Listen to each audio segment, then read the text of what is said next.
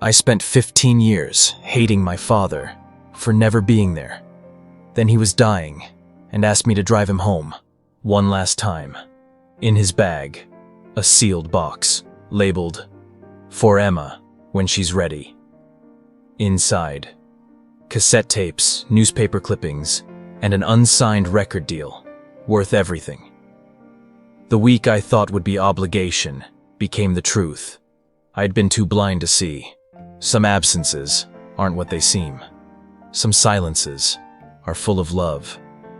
This is the story of the distance between us and how a cross-country drive with a dying man taught me what presence really means. There's a particular kind of silence that fills expensive apartments. Not peaceful, not empty, just expensive.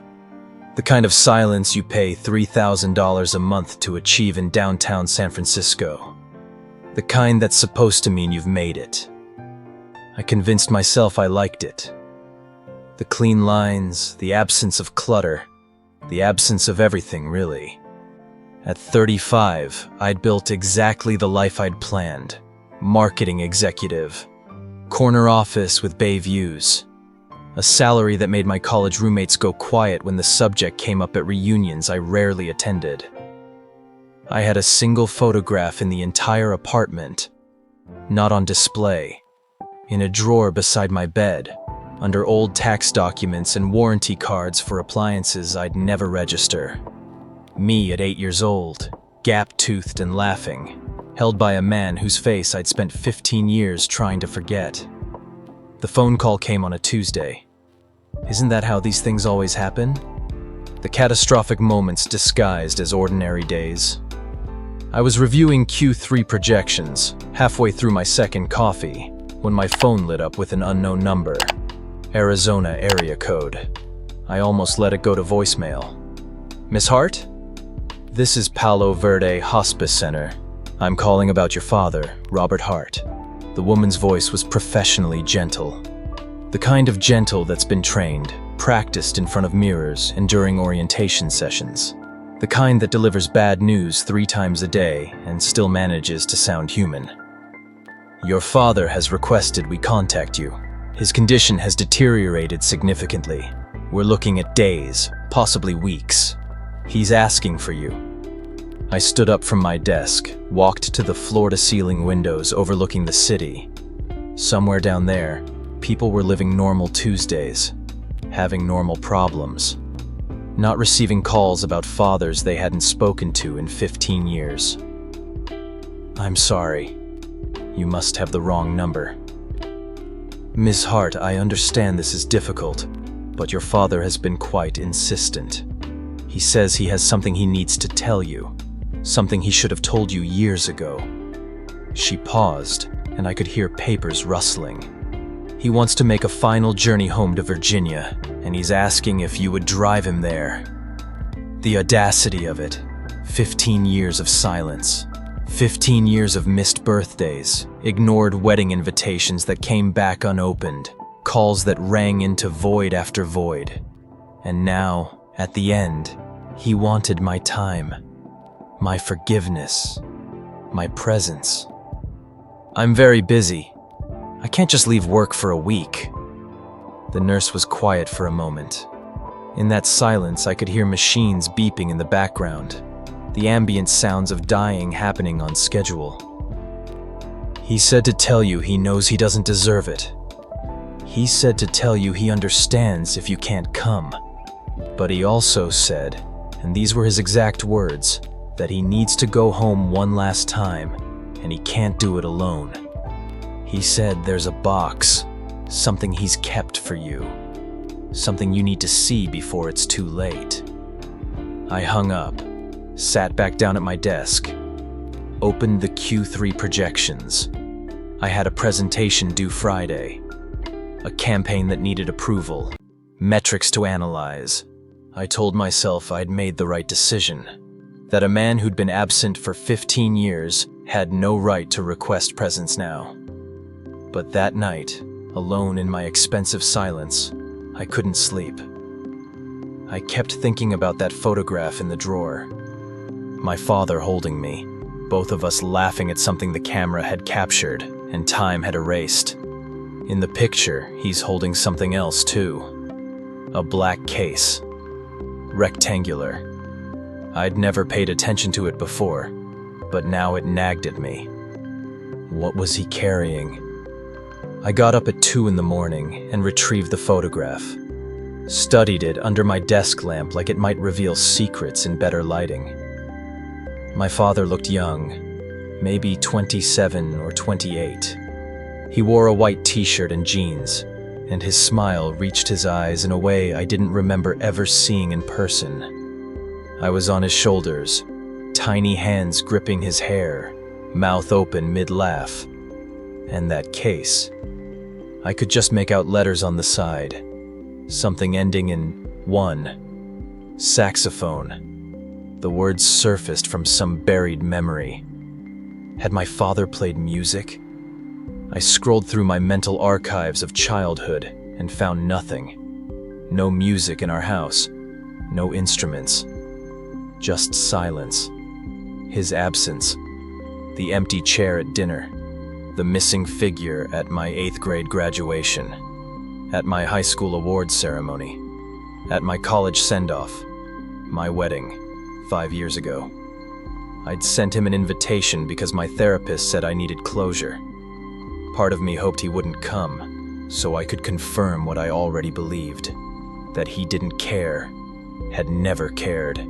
He didn't come. The confirmation felt like victory and devastation at once. At 3 a.m., I called the hospice back. A different nurse answered, sounding more alert than anyone should at that hour. "This is Emma Hart. I called earlier about Robert Hart. Tell him I'll come. Tell him I'll drive him wherever he needs to go." I paused, surprised by what came out of my mouth next. "Tell him he has 1 week. That's all I can give him. He'll be so relieved." He's been awake all night, waiting by the window. I flew to Phoenix the next day, took a red-eye, told my boss it was a family emergency. He didn't ask questions. That's the thing about building walls around yourself. People stop trying to scale them. They assume you have everything handled, that you prefer to handle things alone. The plane touched down at 6 a.m. I picked up a rental car, programmed the hospice address into the GPS, and sat in the parking lot for 10 minutes working up the courage to turn the key. The hospice was one of those places designed to not look like death. Soft earth tones, landscape paintings of places nobody was going anymore. The medicinal smell barely masked by vanilla air freshener and something else, something floral that made my stomach turn. A nurse with graying hair and kind eyes led me down a hallway where everything was too quiet, where even footsteps seemed apologetic. "He's in room 12. He's been waiting by the window since 4 a.m. I stopped outside the door, my hand on the handle. 15 years compressed into this single moment. What do you say to someone after 15 years? What do you say to your father when the last words you spoke to him were, "Don't bother coming"? You've never been there before? I pushed open the door. He was smaller than I remembered. That's the first thing that struck me. The physical diminishment. My father had always seemed large in my memory, taking up space even in his absence. Now he was frail. Oxygen tubes snaking into his nose. Hands too thin resting on the arms of a wheelchair. His hair had gone completely white. His skin had that papery quality that comes at the end. But when he saw me, his eyes lit up. Actually lit up. Like I'd given him something precious just by walking through the door. "Emma, you came." His voice was weak, breathy. Each word seemed to cost him something he couldn't afford. "I'm here to drive you. That's all. This isn't reconciliation. This is logistics." It came out harder than I intended, but I needed him to know. I needed the boundaries clear. This was a transaction, 1 week of my time for whatever peace he needed at the end. He nodded slowly, understanding, or maybe just accepting what he couldn't change. That's more than I deserve. Thank you. A nurse helped us load his belongings into the rental car. He didn't have much. A small suitcase with clothes that looked too big for his current frame. A medical bag with prescription bottles that rattled like maracas, and a portable oxygen concentrator that hummed like something alive. And a cardboard box, sealed with packing tape gone yellow with age, labeled in faded black marker. For Emma. When she's ready. I stared at those words as I loaded the box into the back seat. When she's ready. The presumption that there would be a moment of readiness. That I would want whatever was inside. That I would soften enough to care. We pulled out of the hospice parking lot just after noon. Arizona stretched before us, all red rock and endless sky and heat that made the air shimmer. The GPS showed 42 hours of driving to Virginia. I'd planned the route carefully the night before, unable to sleep.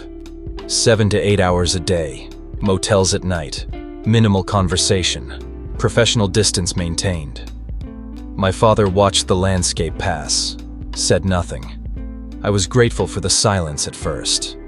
Then it started to feel heavy, accusatory, like he was waiting for me to break it, to ask the questions, to do the emotional labor I'd refused to do for 15 years. I turned on the radio, NPR. A story about climate change and melting ice caps. He didn't seem to notice, or maybe he was too tired to care. After an hour, he spoke. Thank you for doing this. You said that already. I know, but I mean it. I know what it costs you. I kept my eyes on the road. Hands at 10 and 2. Professional. Controlled. You don't know anything about what things cost me. He was quiet after that. I felt a pang of guilt, then pushed it away. I'd earned the right to be hard. After another 30 miles, I broke the silence myself. Why Virginia? Why now? It's where I grew up, where everything started. He took a labored breath, the oxygen concentrator whirring. I need to see it one more time. I need to remember who I was before I became who I had to be. That didn't make sense to me then. I filed it away as dying man poetry, cryptic last words that probably sounded profound in his head but meant nothing to me. We stopped for gas outside Albuquerque. The heat hit me like a wall when I opened the car door. While I filled the tank, I watched him through the window. He sat perfectly still, head tilted back against the headrest, eyes closed. For a moment, I thought he died. Then his chest rose, fell. The oxygen machine hummed its mechanical song. I found myself staring at that cardboard box in the back seat. For Emma. When she's ready. What could he possibly have saved from me? What could make any of this make sense? What could explain 15 years of silence? Pride kept me from asking. Pride and 15 years of practice at not needing him. We stopped for lunch at a roadside diner in New Mexico. One of those places that looks like it hasn't changed since 1985, like time forgot to touch it. Red vinyl booths with duct tape patches. Laminated menus sticky with years of use. A jukebox in the corner that probably hadn't worked since I was born. My father studied the menu for a long time, though I suspected he wasn't really reading it. Then he smiled, small and sad. I'll have the chef's special. Whatever that is today. The waitress, a woman in her 60s with kind eyes and tired feet, wrote it down. You been here before, hun? Long time ago. Different life. She moved away to place our order. My father kept looking around the diner, his gaze settling on something in the corner. A small stage area, now dusty and unused. A few old speakers stacked against the wall. A microphone stand tilted at an angle like it had given up. When the waitress returned with our drinks, my father asked, "Do you still have live music here?" She shook her head, setting down the waters. "Not in 20 years. Insurance got too expensive. Used to have bands every Thursday night, though. Those were good times. Place would be packed wall to wall." My father nodded, that same sad smile. "I used to play here." Thursday nights, 1983 to 85. I nearly dropped my water glass. The ice rattled. "You played music?" He looked at me, and something in his expression shifted. Surprise at my surprise. "Saxophone. Jazz mostly. Standards. Some original compositions." I never knew that. His expression shifted again. Something between hurt and acceptance. "You never asked." The words hung there between us, sharp and true. In 15 years of resentment, of cataloging his failures, I'd never once asked about his life, his past, his dreams, what he'd wanted before I existed. I'd been too busy building my case against him to wonder if he'd been anything other than the absent father I'd decided he was. We ate in silence. The chef's special turned out to be meatloaf, dry and oversalted. My father took small bites, chewed slowly. Everything seemed to exhaust him. Halfway through, he stopped eating and just sat there, breathing. "Are you okay?" "Just tired. Always tired now. Back in the car, I couldn't let it go. The saxophone, the music, this whole other life I knew nothing about." "So you played professionally?" "Semi-professionally. Bar gigs, weddings, local clubs." He adjusted his oxygen tubes. "Made enough to get by. For a while." "Were you any good?" He was quiet for a long moment, watching the desert scroll past.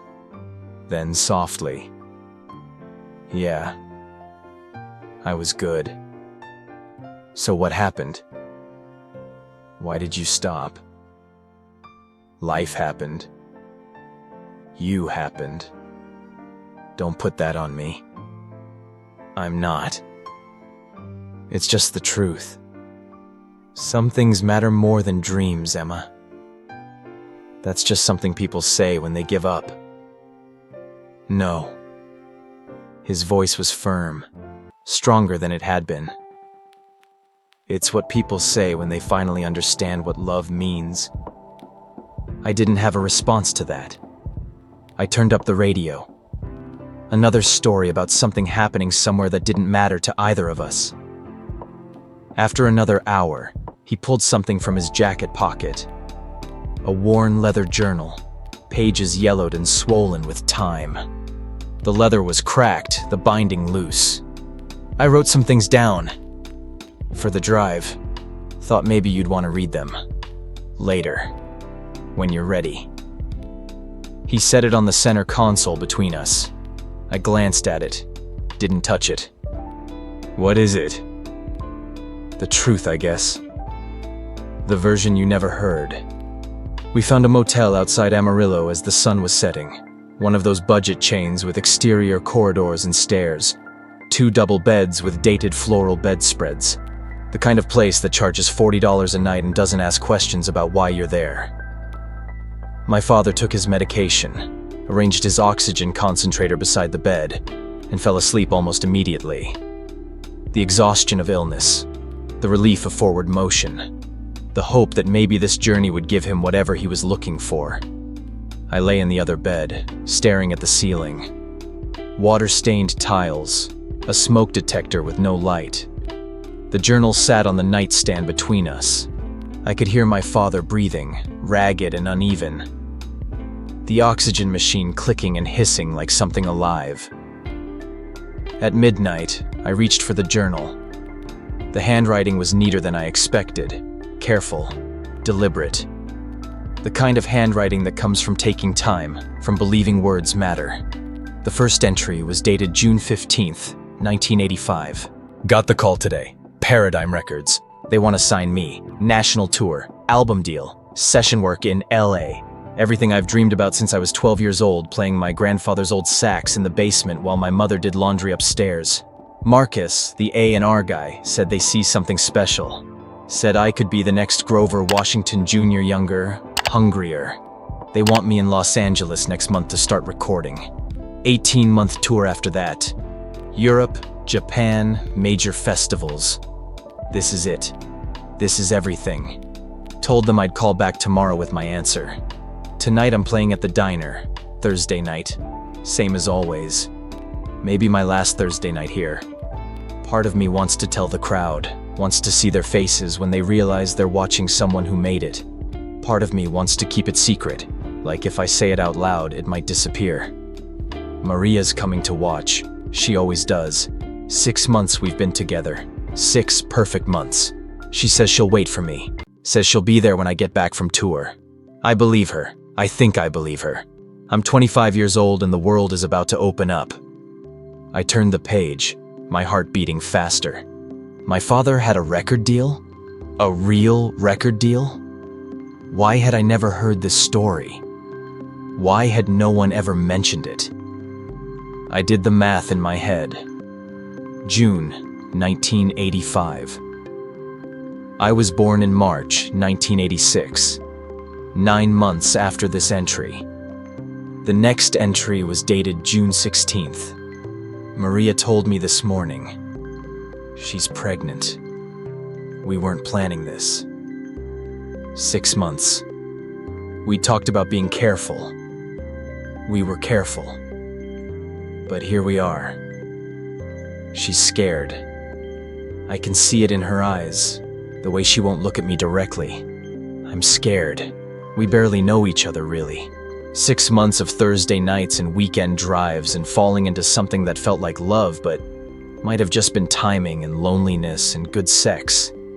The tour would be 18 months. I'd miss the birth, miss the first year, miss everything that matters. Paradigm won't wait. Marcus made that clear. They have other players lined up. If I'm not on that plane to LA, someone else will be. The door opens for a moment, then it closes. That's how this business works. Maria says I should go, says she'll figure it out, says she doesn't want to be the reason I give up my dream. She's trying to be brave, but I can see the fear. She's 22. She works at a bookstore making minimum wage. She has $300 in savings and an apartment she shares with 2 roommates who are about to become very unhappy. I'm playing at the diner tonight. I'm going to play like it's the last time, because I think it might be. I sat up in bed, journal trembling in my hands. I looked at my father, sleeping fitfully in the next bed. This man, this stranger. He'd had a record deal. He'd been on the verge of everything. And my mother, Maria. I'd never known her, never even seen a photograph. She'd left when I was born. That's what my father had told me once, years ago, in the only conversation we'd ever had about her. She left. She couldn't do it. It's just us now. I'd spent my whole childhood wondering what was so wrong with me that my own mother couldn't stay. I'd spent my adult life proving I didn't need anyone, building walls, achieving, succeeding, being enough all by myself so no one could leave me again. I kept reading. The next entry was dated June 30th, called Paradigm Today. Told Marcus I can't do the tour. He didn't understand. Kept raising the offer. More money up front. Better venues. Better session work. I could hear the confusion in his voice. The disbelief. Who turns down this kind of opportunity? Someone who's about to be a father, I told him. He said fatherhood doesn't have to end a music career. Said plenty of musicians have families. Miles had kids. Coltrane had kids. But those musicians have support systems, money, established careers to come back to. I'm nobody. If I leave now, I'll stay nobody. And Maria will be alone and pregnant and working at a bookstore trying to raise a child on minimum wage. Marcus wished me luck, said if anything changes in the next year, to call him. But we both knew. I could hear it in his voice. The door was closing. I could hear the lock clicking into place. Maria cried when I told her I was staying. Not relief. Grief. She knows what I'm giving up. She knows what it costs. That makes it worse somehow. If she didn't understand, it would be easier. We're getting married next month, City Hall. Just us and 2 witnesses. We'll figure out the rest. I tried out for a position at the community college, teaching music theory. It pays $22,000 a year. It's enough. It has to be enough. I set down the journal. My hands were shaking. I walked to the bathroom, closed the door, and stared at myself in the mirror. Same face I'd always had, but I felt like I was looking at a stranger. My father had given up a record deal. For me. Before I was even born. Before he knew who I would be. When I was just a possibility. Just a collection of cells. Just a choice between 2 futures. And I'd spent 15 years hating him for not being present enough. For working too much. For missing events. For the exhaustion that made him distant and unavailable. I splashed water on my face. Went back to bed. Kept reading. The entries jumped forward. March 19th, 1986. Emma was born today. 6 pounds, 3 ounces. Perfect little fingers. Perfect little toes. Eyes that look like mine. Maria's nose. A full head of dark hair. Maria left the hospital this morning. Walked out while I was in the cafeteria getting coffee. Just walked out in her hospital gown and slippers. The nurse found me an hour later, face white as paper. Said Maria checked herself out. Left a note. The note said, "I can't do this. I thought I could, but I can't. You'll be better for her than I ever could. I'm sorry. I'm so sorry.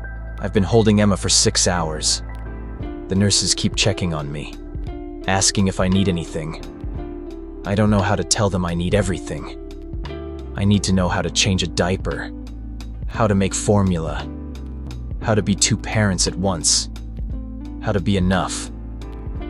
Called Paradigm one last time. Left a message for Marcus.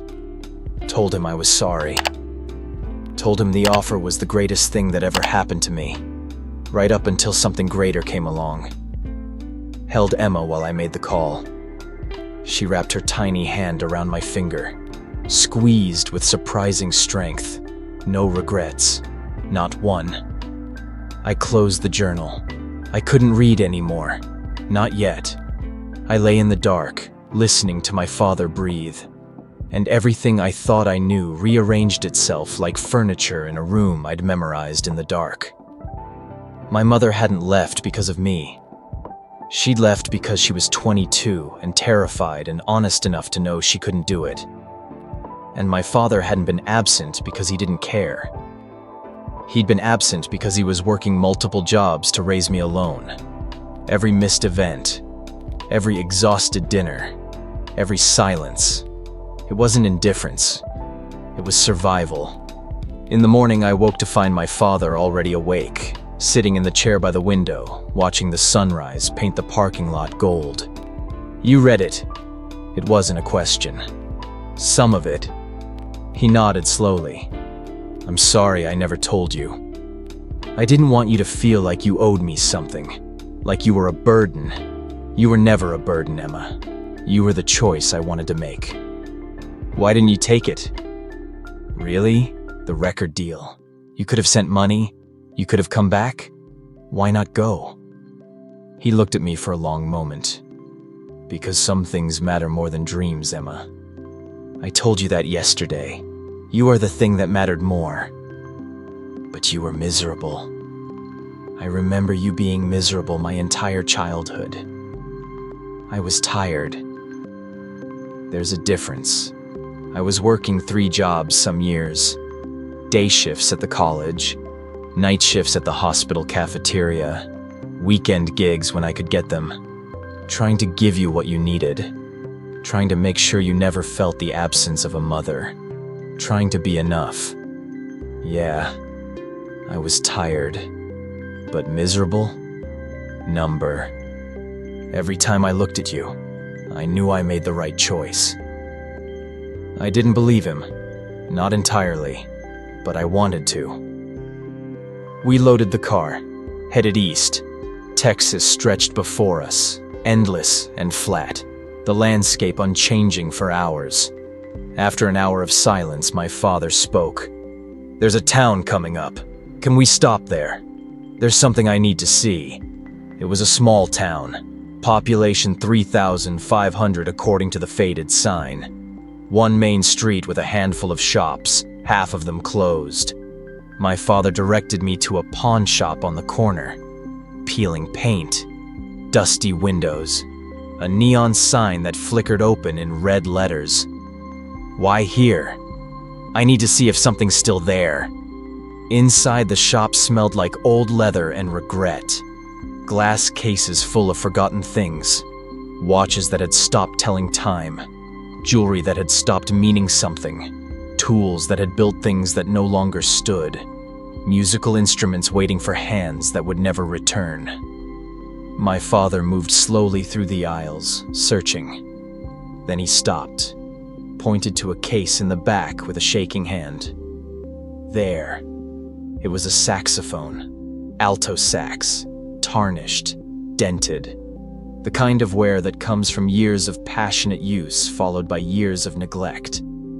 The shop owner, a man in his 70s with weathered hands and reading glasses on a chain, came over. "Interested in the sax?" My father stared at it like he was seeing a ghost. "I pawned this here, August 2006. Has it really been here all this time?" The owner squinted, studied my father's face. Recognition flickered. "I'll be damned. I remember you. Musician, right? Needed cash fast. Said it was an emergency. How much did I get for it?" The owner went to his computer, typed slowly with 2 fingers, scrolled. $350. You used it to pay off an account. Let me see here. More scrolling. University of San Francisco. Application fee for E. Hart. The world tilted. I grabbed the counter to steady myself. The glass was cold under my hands. 2006. I'd been 18. Applying to colleges. I'd gotten into USF with a partial scholarship, but the application fee had been $125. I remembered my father telling me he'd handle it.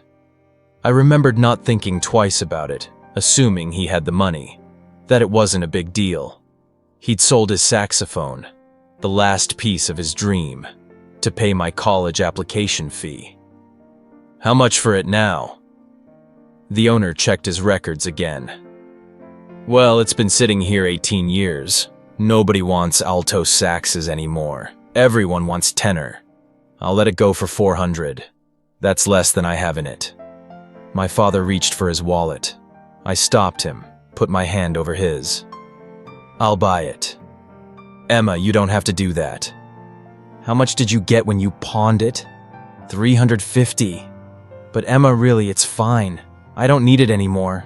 I can't even play anymore. I pulled out my credit card, handed it to the owner, turned to my father. You sold this to pay for my future. The least I can do is buy it back. The owner ran my card, wrapped the saxophone carefully in bubble wrap, handed it to me in a battered case that looked like it had survived a war. I carried it to the car, set it carefully in the back seat next to the mysterious cardboard box. My father followed slowly, oxygen tank trailing behind him on its little wheels. We sat in the car.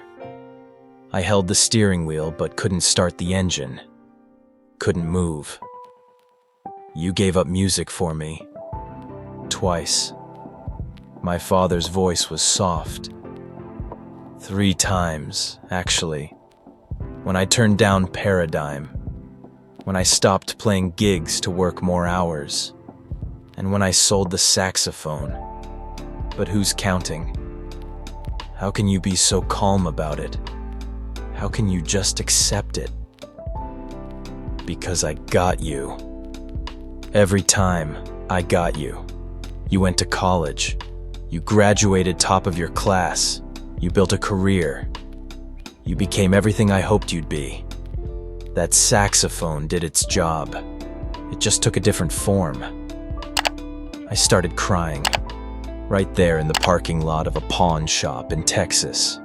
Tears I'd been holding for 15 years.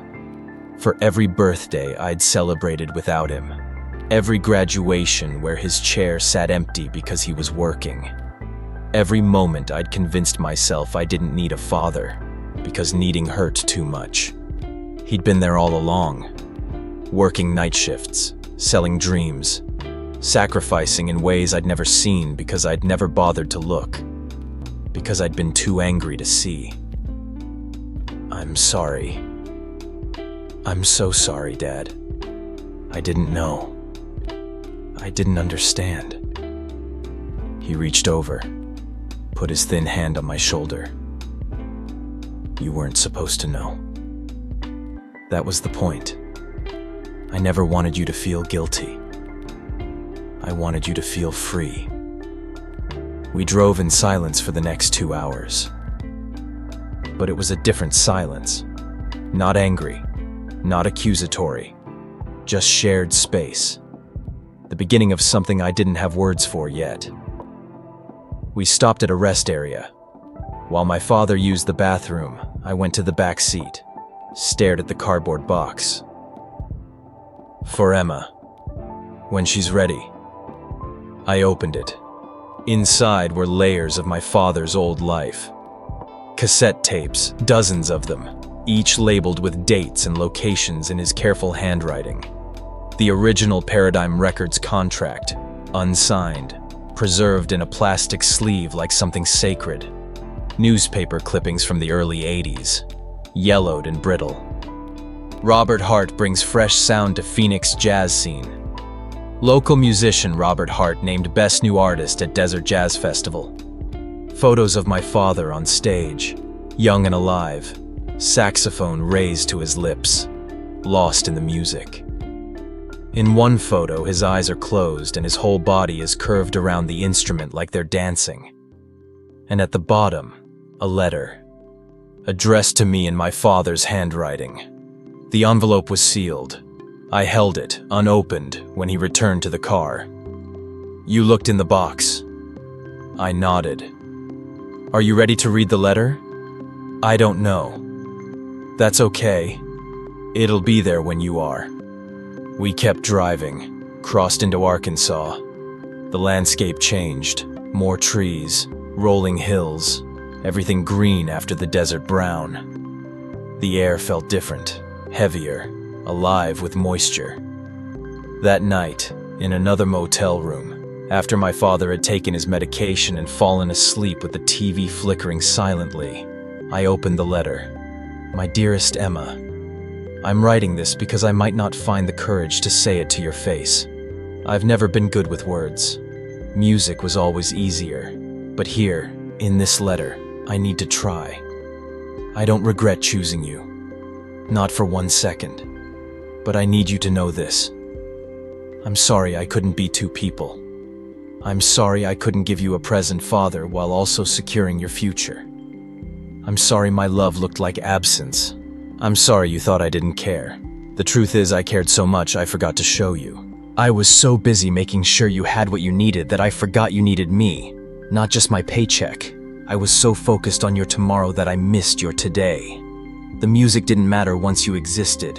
You became my song. Every diaper I changed, every lunch I packed, every tuition payment I scraped together.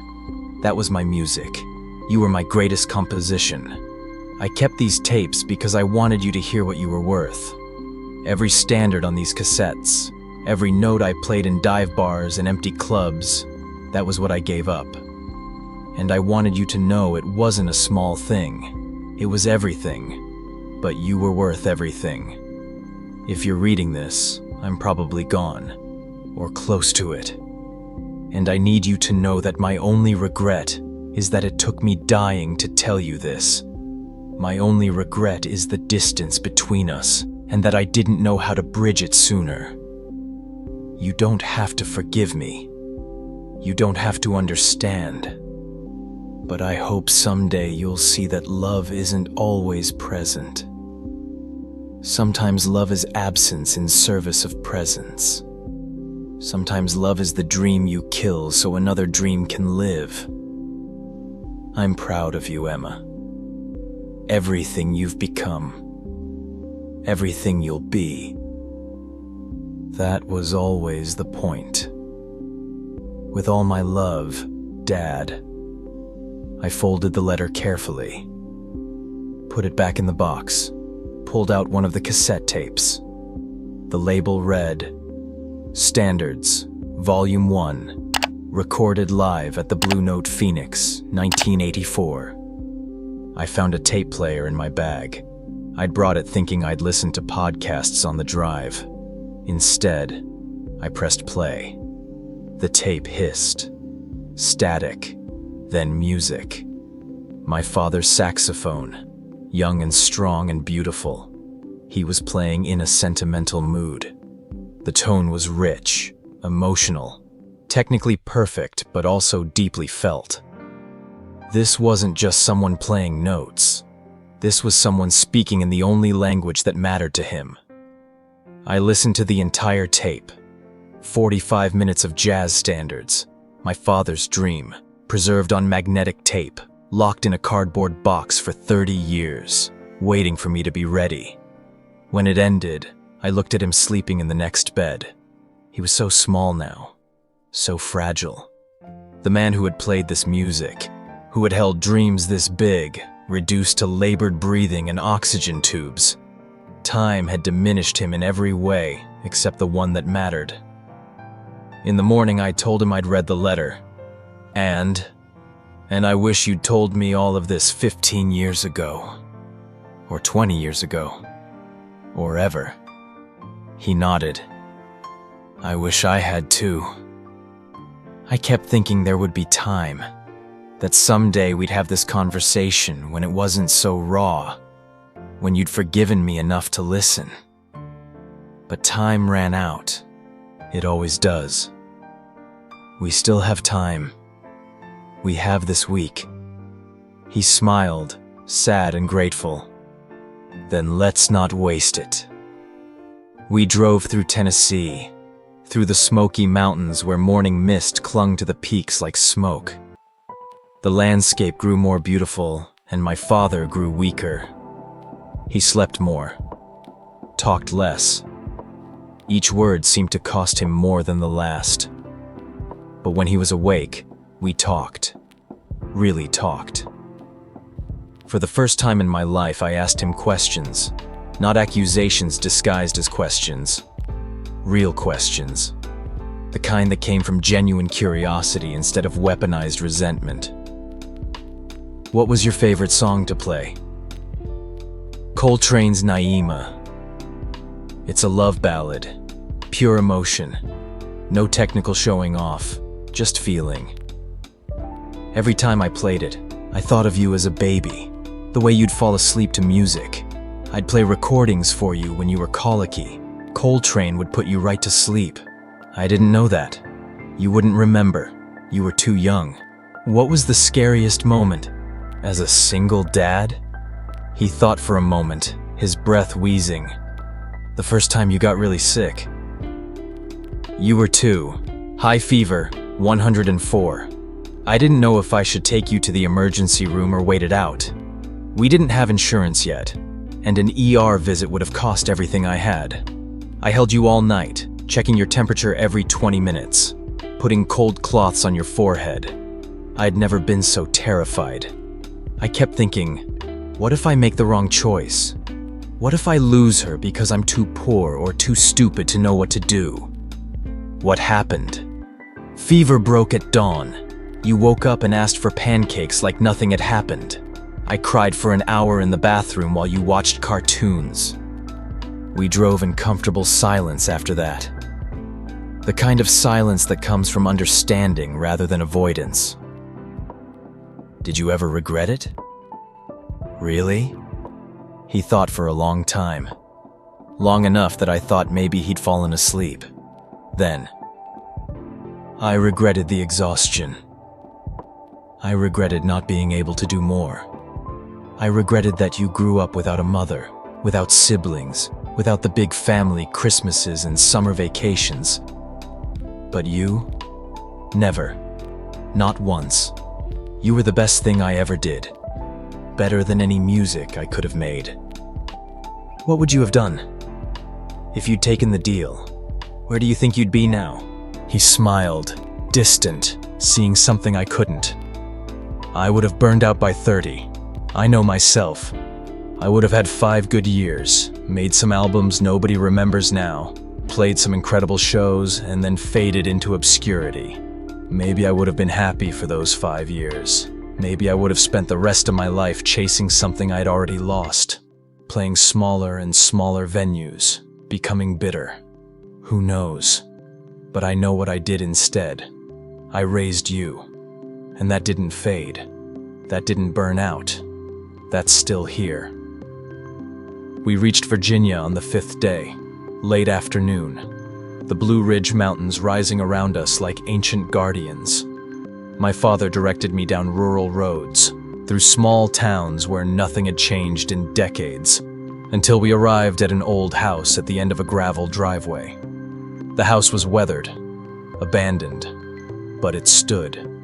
White paint peeling in long strips, porch sagging in the middle, windows dark like closed eyes. The yard was overgrown with weeds and wildflowers. This is where I grew up. He stared at it for a long time. I could see his chest rising and falling rapidly, emotion making it harder to breathe. Then he opened the car door, slowly, painfully. I helped him out, steadied him. We walked to the front door. It was unlocked, the wood swollen with moisture and age. Inside, the house was empty, dusty water damage on the ceiling. But my father moved through it like he could see it as it was, like the ghosts of furniture and family still lived here. He pointed to corners and walls and empty spaces. That's where the piano was. My mother taught me to read music there. I was 5 years old. She'd play Mozart and I'd try to copy her, pecking out the melody with one finger. Where's your mom now? Died when I was 17, cancer, ovarian. It took her fast, 6 months from diagnosis to grave. That's when I moved to Phoenix. Tried to outrun the grief, thought the desert heat would burn it out of me. It didn't work. We climbed the stairs. He moved so slowly, each step an effort. I stayed close, ready to catch him if he fell. The attic was small. A dormer window looked out over the mountains, the view framed by cobwebs. In the corner sat an old record player, broken, covered in dust. Records scattered around it, warped from heat and time. I listened to Miles Davis on this, Coltrane, Parker, Monk. I'd put on a record and play along on my grandfather's old saxophone. Dreamed I'd be like them someday. Dreamed I'd play music that made people feel something they couldn't name. He stood at the window, looking out at the mountains. The late afternoon sun cast everything in gold, the light thick and honeyed. This is what I wanted to see. One more time. It's beautiful. I used to think I'd leave here and never come back. I used to think this place was too small for my dreams, that I'd outgrow it and never look back. But standing here now, I realize it was never too small. I was just too young to understand that home isn't where your dreams come true. Home is where you learn to dream in the first place. We stood together at that window, father and daughter. So much lost time between us, so much finally found. Dad? Will you play it? The saxophone? I don't know if I can anymore. My lungs. Please. Try. For me. He looked at me for a long moment, then nodded. We went back to the car. I retrieved the saxophone from the pawn shop, brought it up to the attic, helped him assemble it, his fingers fumbling with pieces that once moved with muscle memory. He put it to his lips, took a breath, played a single phrase, just 4 or 5 notes. But they were beautiful, pure, heartbreaking in their simplicity. Then he started coughing, deep, rattling coughs that shook his whole body. I took the saxophone from him, eased him into sitting on the dusty floor, held him until the coughing stopped. I'm sorry. I used to be able to play for hours, 4-hour sets without breaking a sweat. That was perfect. That was enough. He looked up at me, tears in his eyes. Now you, try it. Dad, I don't know how to play. Doesn't matter. Just try. For me. I put the saxophone to my lips. Blew. It came out as a terrible squawk, like strangling a goose. We both laughed. A real laugh. The first genuine laughter I'd shared with my father in 15 years. Try again. Gentler. Like you're whispering a secret. I tried again. Better this time. Still awful but recognizably musical. A single note that held. There. You have it. My music lives in you now. We made beds that night in the empty house. Sleeping bags from the car spread on the dusty floor. My father was very weak now. The journey had taken everything he had left. I could see it in his face, in the way his hands shook, in the way he couldn't stay awake for more than an hour at a time. We lay in the dark, the mountains silent around us. No light pollution this far from the city, so the stars were bright through the attic window. Why did you really want to come here? To remember who I was before I became who I needed to be. To make peace with the choice. To show you where everything started so you could understand where we ended up. Do you have peace? He looked at me. Even in the darkness, I could see his eyes shining. Yes. Because you're here. Because you came back. Because you're seeing me now. Really seeing me. Maybe for the first time. That's all I wanted. To be seen before I disappear. We talked through the night. He told me stories of his childhood. His father, my grandfather, who worked in the coal mines and came home black with dust every night, but always had energy to listen to his son play music. His mother, who believed in him even when he didn't believe in himself. Who told him he had a gift, and gifts were meant to be shared. We give up dreams so our children can have theirs. My father did it for me. His father did it for him. It's the deal. The unspoken contract of love. But what if I don't want that deal? What if I want you to have had your dreams too? Then you understand love. Real love. The kind that costs something. The kind that isn't just feeling, but choosing. The sun rose slowly over the mountains. My father woke and went to the window. I joined him. We watched the light spread across the peaks, turning everything gold, then pink, then brilliant blue. Birds started singing, the world coming alive. This is what I wanted to see. One more time. I'm glad you got to see it. He turned to me, took my hand.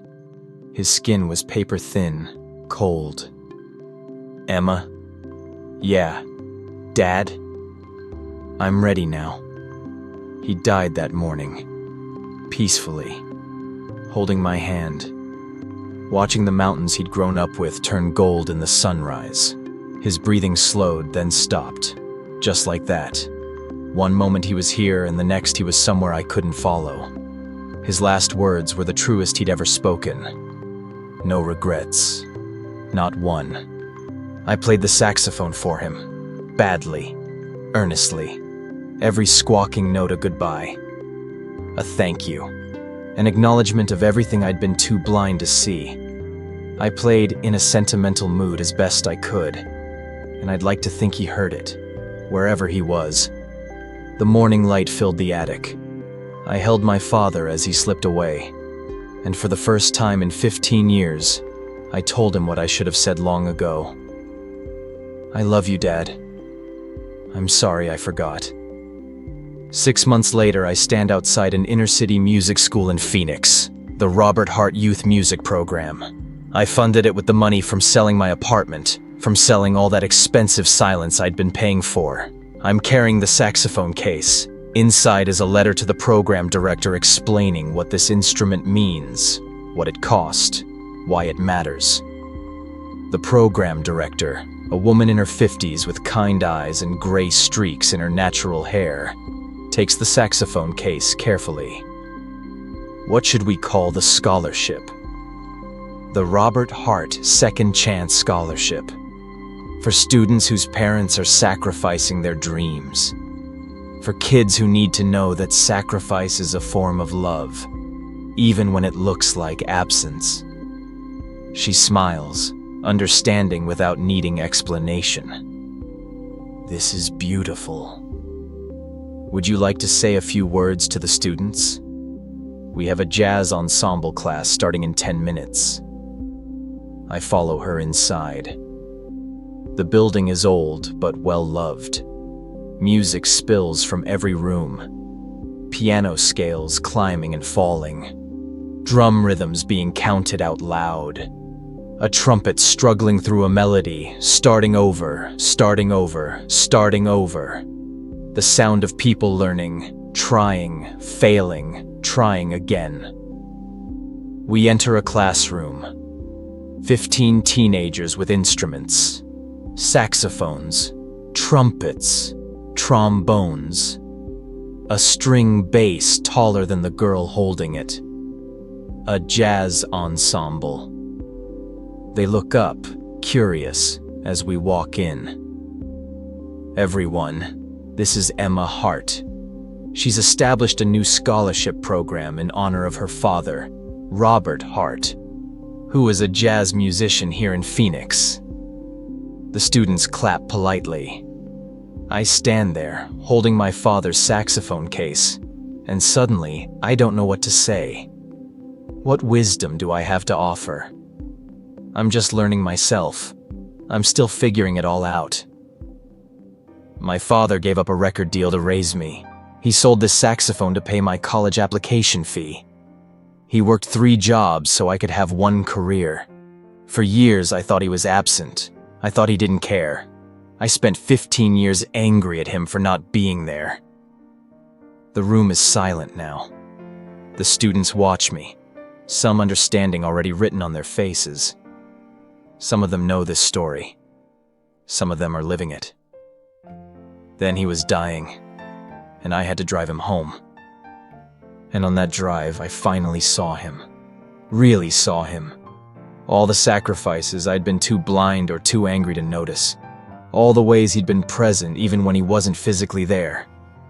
I open the saxophone case, take out the tarnished, dented instrument, hold it up so they can all see it. This saxophone represents dreams deferred, but it also represents dreams transformed. My father didn't get to play Carnegie Hall. He didn't get the album or the tour or the fame. But he got to raise me.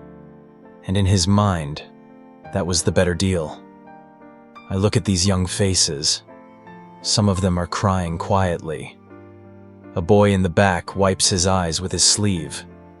A girl in the front row has her hand over her mouth. If your parents are working 2 jobs and miss your recitals, they're not absent. They're present in a way that's harder to see. If your mom falls asleep at dinner because she worked a double shift, She's not checking out. She's holding on.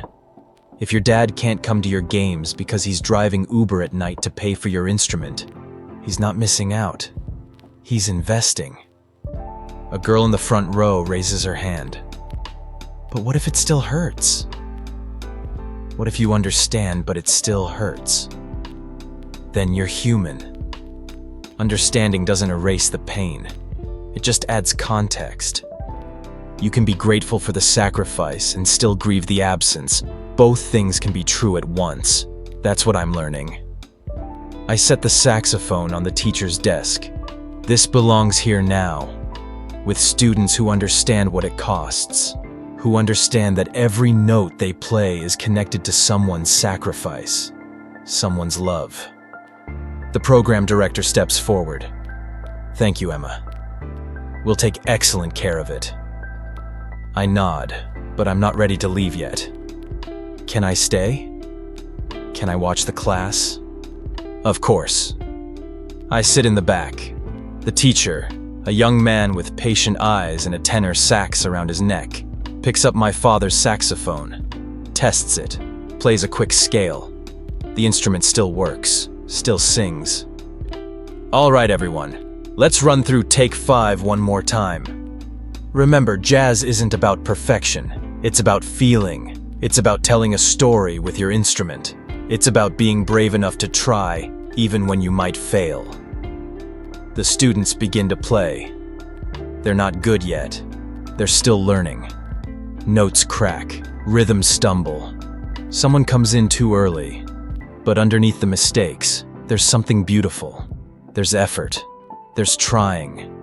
There's the beginning of something that might become great. I think about my father at their age, learning to play in an attic in Virginia, dreaming of stages and spotlights, not knowing that his greatest performance would be the quiet, daily work of raising a daughter alone, not knowing that his music would live on in ways he never imagined. After class, a boy approaches me. He's maybe 14, holding a trumpet case covered in stickers. Miss Hart, can I ask you something? Of course. My dad drives trucks. Long haul.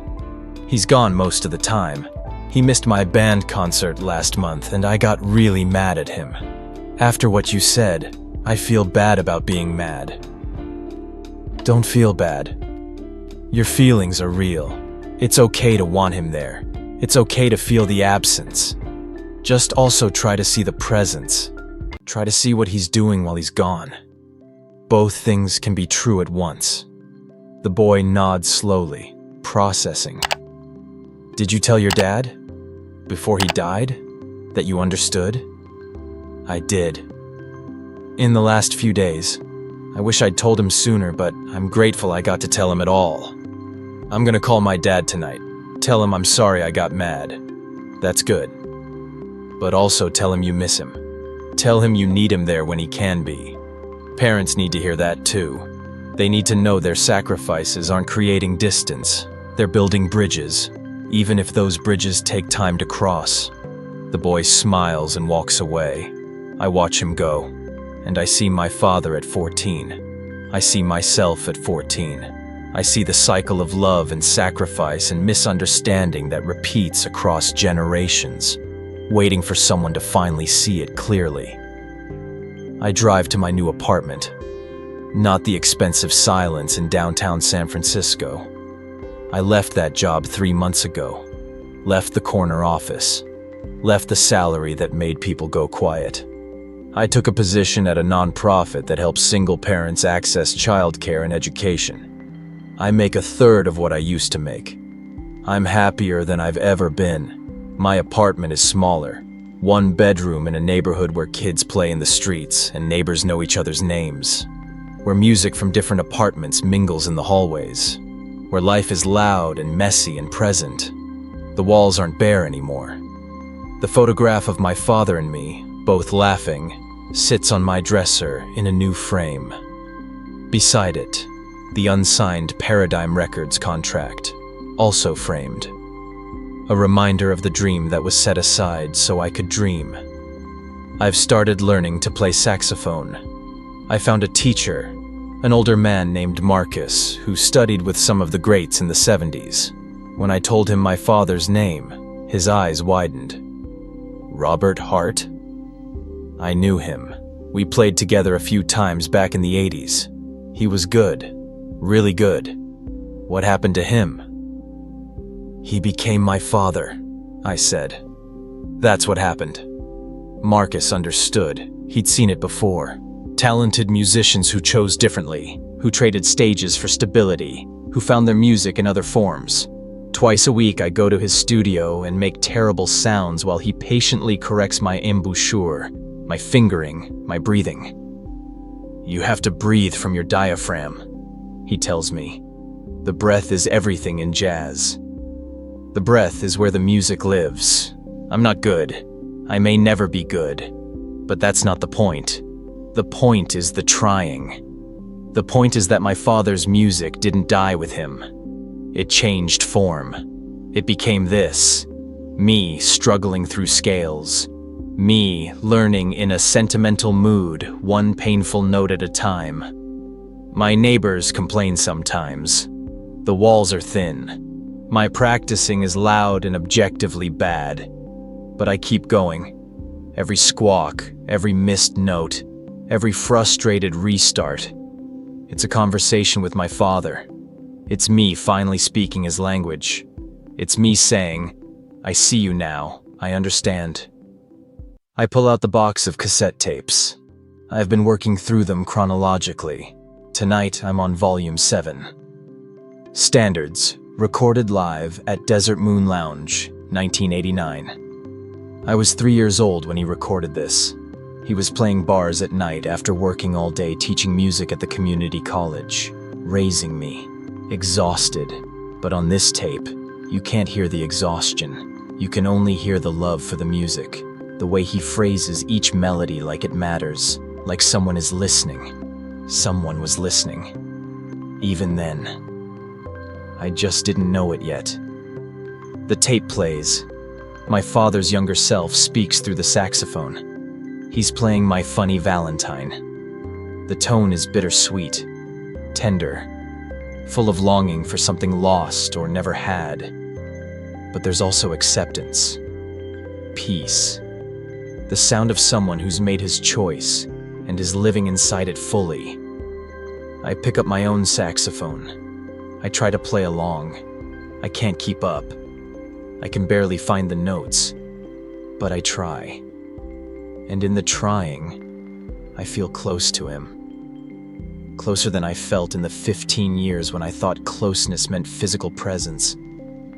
I've been thinking about what he said in the attic. That home isn't where dreams come true. Home is where you learn to dream in the first place. I learned to dream in a small apartment in Phoenix where my father worked 3 jobs and fell asleep during dinner. I learned to dream watching him sacrifice everything so I could have more. I learned to dream in the space between what he wanted and what he chose. And now I'm learning to dream differently. Not the vertical climb of corporate success, not the expensive silence of achievement, but the horizontal expansion of connection, of understanding, of seeing people fully, in all their complexity and sacrifice. I've started volunteering at the music school every Tuesday. I don't teach. I'm not qualified. But I listen. I sit with students during their practice sessions. I tell them stories about my father. I show them that the instrument they're struggling with might represent someone's everything. Last week, a girl asked me if I regretted the 15 years I spent not talking to my father, if I wished I could have them back. Every day, I told her. Every single day. But regret is just another form of love. It's the acknowledgement that someone mattered, that their absence leaves a hole. So I try to honor the regret by not repeating it, by seeing people now, by asking questions now, by bridging distance while there's still time. The girl nodded. Then she said something that broke me open. My mom's sick. Cancer, stage 4. I get mad at her because she's too tired to come to my stuff anymore. But after hearing about your dad, I think maybe I should stop being mad. You can be both, I told her. You can be mad about the absence and grateful for the presence. You can grieve what you're losing while cherishing what you still have. Don't make my mistake of choosing only anger. Let yourself feel it all. She cried. I held her. Two people who learned the same lesson too late and just in time. I think about my father's letter every day. The part where he said love isn't always present. Sometimes love is absence in service of presence. Sometimes love is the dream you kill, so another dream can live. I'm learning that lesson in reverse now. I'm learning to be present. Not just physically, but emotionally, attentionally. I'm learning that presence isn't about being in the room. It's about being available, about witnessing, about seeing people fully. My father witnessed me every day, even from a distance. He saw who I was and who I could become.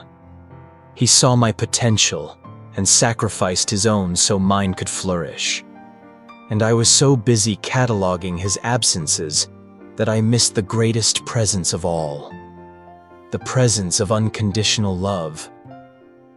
I've started writing letters to people I've hurt, to people I've ignored, to people I've been too busy or too proud to see.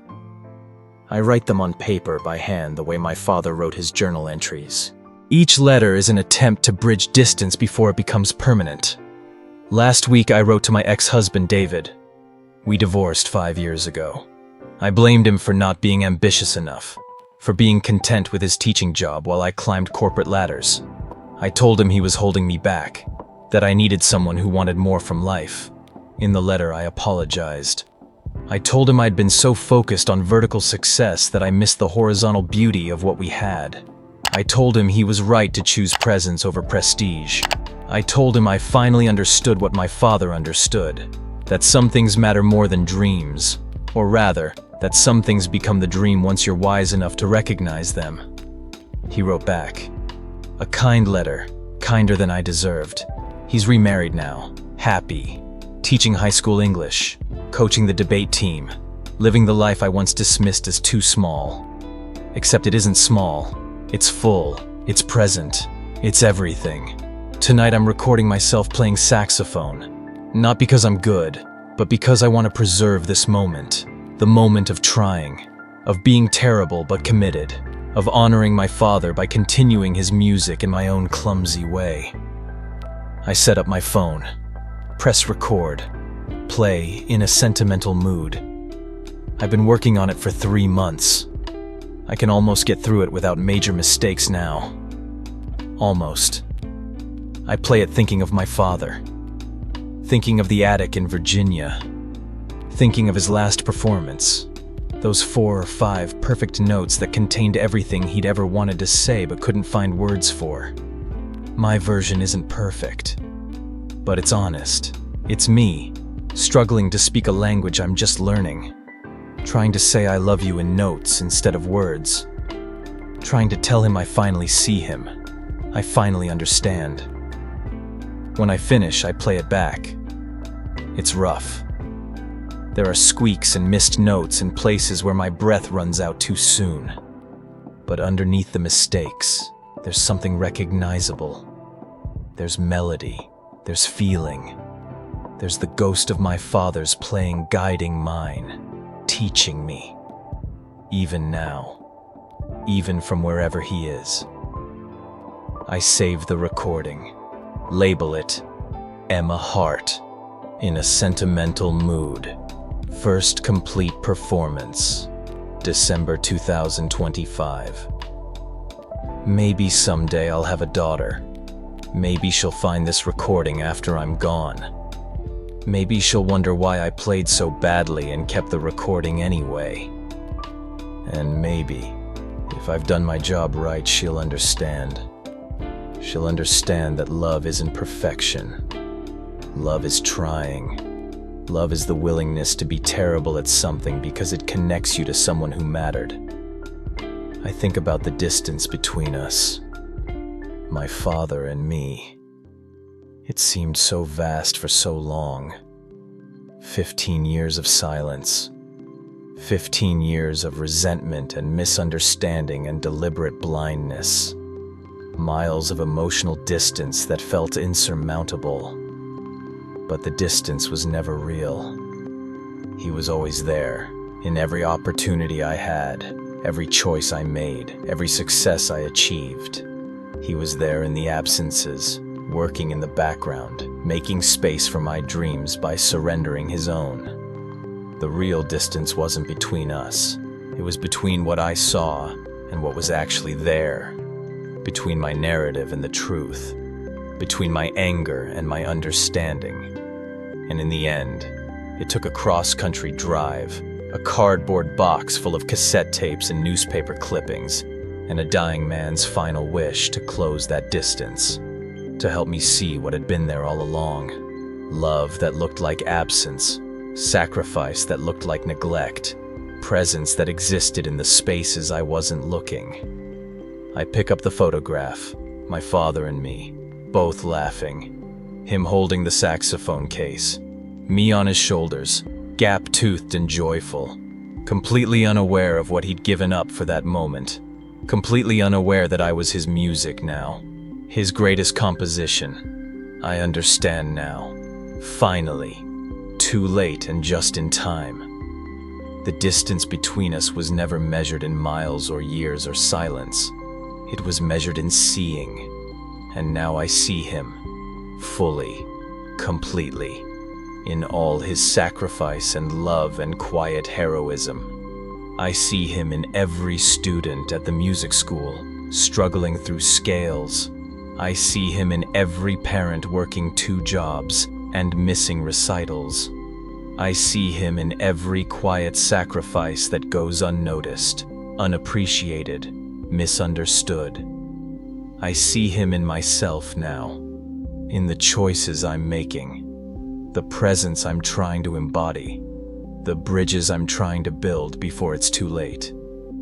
And I see him in the music, always in the music.